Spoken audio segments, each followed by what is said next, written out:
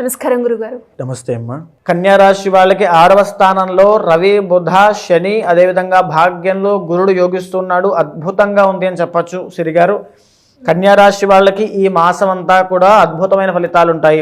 అదేవిధంగా మరీ ముఖ్యంగా చూసుకుంటే ఫిబ్రవరి 13వ తారీఖు తరువాత నుంచి కన్యా రాశి వాళ్ళకి రాజయోగం పట్టబోతోంది.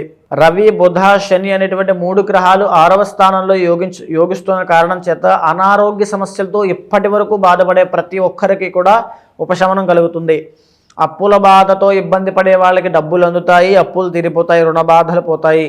తరువాత అన్ని తెలివితేటలుండి క్యాపబిలిటీ ఉండి మేము ఏవీ సంపాదించుకోలేదు, లేకపోతే మాకు సరైనటువంటి ఉద్యోగం లేదనుకునే వాళ్ళకి కూడా ఈ మాసంలో గవర్నమెంట్ జాబ్ ప్రయత్నం చేసేవాళ్ళు, కాంపిటేటివ్ ఎగ్జామ్స్ రాసే వాళ్ళందరికీ కూడా కాస్త ఆ యొక్క యోగాన్ని అందిపుచ్చుకునేటువంటి అవకాశాలు ఈ మాసంలో కనబడుతున్నాయి.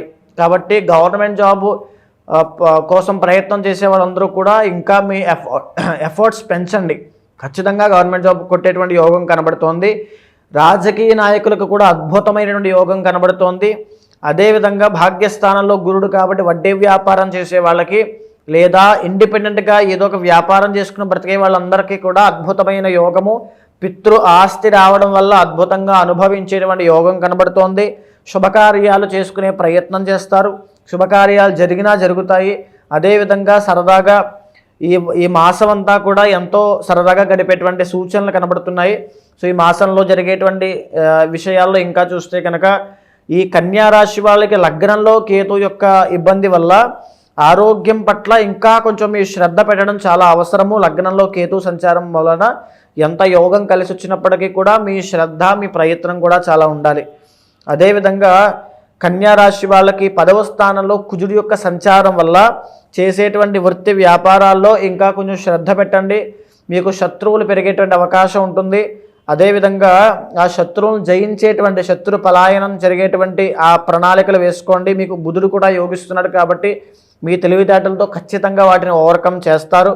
ఈ కన్యా రాశి వాళ్ళకి ఓవరాల్గా ఈ ఫిబ్రవరి మాసంలో సానుకూలమైనటువంటి ఫలితాలు ఉంటాయి. మేజర్గా జరిగేటువంటి ఇబ్బందులు ఏమీ కనబడట్లేదు. సామాన్యంగా అంతా పాజిటివ్గానే ఉందమ్మా.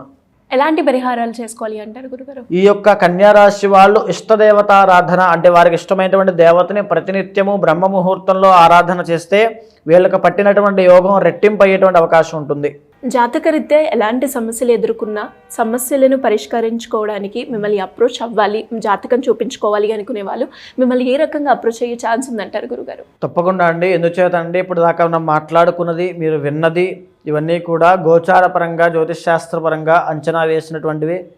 ఇది రాశిపరంగా మీ యొక్క జన్మజాతకంలో చంద్రుడు ఏ రాశిలో ఉంటే అది మీ జన్మరాశి అవుతుంది. కాబట్టి ఆ జన్మరాశి పరంగా గ్రహ సంచారం ఆధారంగా చేసుకుని గోచారం ఎలా ఉండబోతుందని చెప్పేటువంటి ఫలితాలు ఇవన్నీ కూడా. ఇవన్నీ మీ జీవితం మీద ఒక 40 నుంచి 50% మాత్రమే పనిచేస్తాయి. మిగిలిన 50%లో మీ ఇంటర్నల్ జాతకము, మీ ప్రయత్న బలము, మీ సంకల్ప శక్తి ఇవన్నీ కూడా క్యాలిక్యులేట్ చేసుకోవాలి. ఒక జాతకం చెప్పడము అంటే కేవలం గ్రహగతులను మాత్రమే ఆధారంగా చేసుకుని ఇలా ఉండబోతోంది, ఇలా ఉండబోతోంది అని చెప్పడమే కాదు.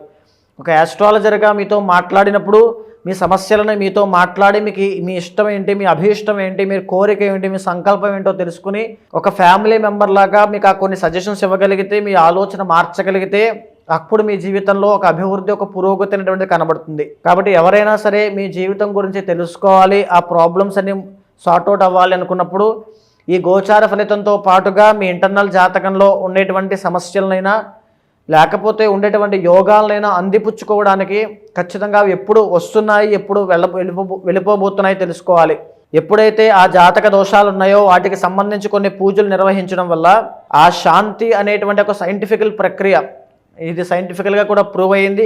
ఏదైనా క్రిస్టల్ థెరపీ అవ్వచ్చు, మంత్ర థెరపీ అవ్వచ్చు, హోమా థెరపీ అవ్వచ్చు, లేకపోతే ఏదో ఒక మెడిసిన్ లాంటి ఒక మాటని నేను మీకు చెప్పడం వల్ల, మీరు వినడం వల్ల, ఒక పూజా కార్యక్రమంలో మీరు పాల్గొనడం వల్ల మీ జీవితంలో ఒక పాజిటివిటీ రావచ్చు, లేదా మీ జీవితం అక్కడి నుంచి ఒక మలుపు తిరగవచ్చు. కాబట్టి ఎవరైనా సరే మాట్లాడాలి, జాతకం చూడాలి అనుకున్నప్పుడు ఖచ్చితంగా కింద కనిపించేటువంటి నెంబర్కి కాంటాక్ట్ అవ్వండి. మా వాళ్ళు తప్పకుండా మీకు పూర్తి డీటెయిల్స్ అన్నీ కూడా అందిస్తారు. ధన్యవాదాలు గురుగారు. నమస్తే అమ్మా.